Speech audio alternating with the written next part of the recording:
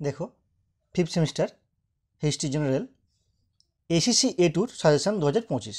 তোমাদের এই শেক পেপারের 80 নম্বরের পরীক্ষা হবে, যার মধ্যে একটি প্রশ্ন থাকবে 50 নম্বরের এবং 15 নম্বরের দুটি প্রশ্নের উত্তর করতে হবে। তো 50 নম্বরের জন্য আমি একটি মাত্র প্রশ্ন দিয়েছি। তার আগে দেখে নাও তোমাদের এই শেক A2 সিলেবাস কী রয়েছে, ইন্ডিয়ান হিস্ট্রি অ্যান্ড কালচার।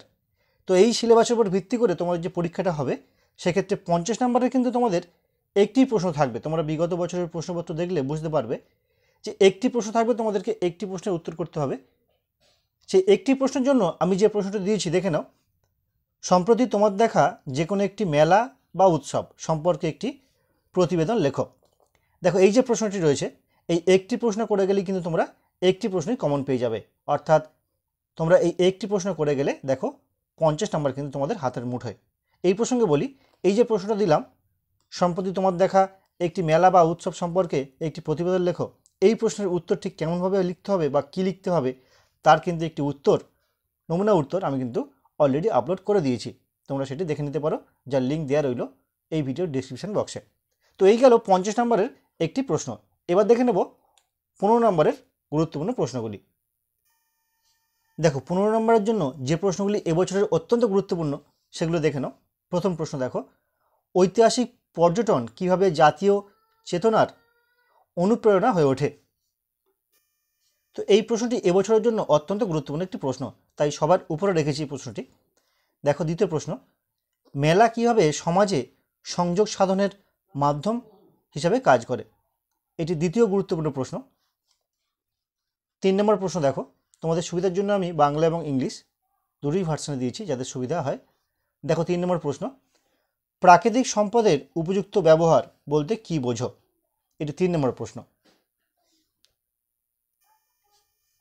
4 নম্বর প্রশ্ন দেখো, ভেষজ উদ্ভিদের ব্যবহার ও সংরক্ষণ বিষয়ে নিবন্ধ লেখো।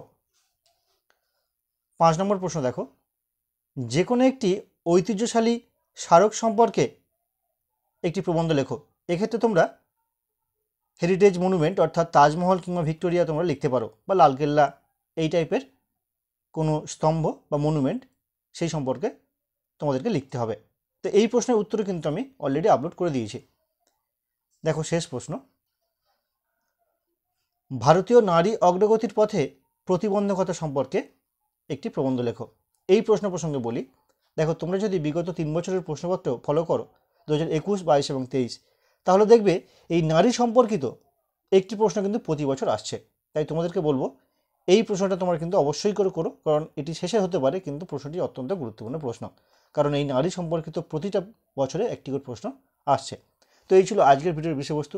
এই প্রসঙ্গে আরও একটি কথা বলি, তোমাদের এই সেমিস্টারে অর্থাৎ 5th সেমিস্টার হিস্ট্রি পাসের তোমাদের যে ডিএসসি পেপার রয়েছে মেন পেপার, সেই পেপারে কিন্তু সাজেশান এবছরের জন্য অলরেডি কিন্তু আমি আপলোড করে দিয়েছি, তার লিঙ্ক দেওয়া রইল, তোমরা দেখে নিতে পারো। তো আজকের ভিডিওটি কেমন লাগলো অবশ্যই কমেন্ট করে জানিও।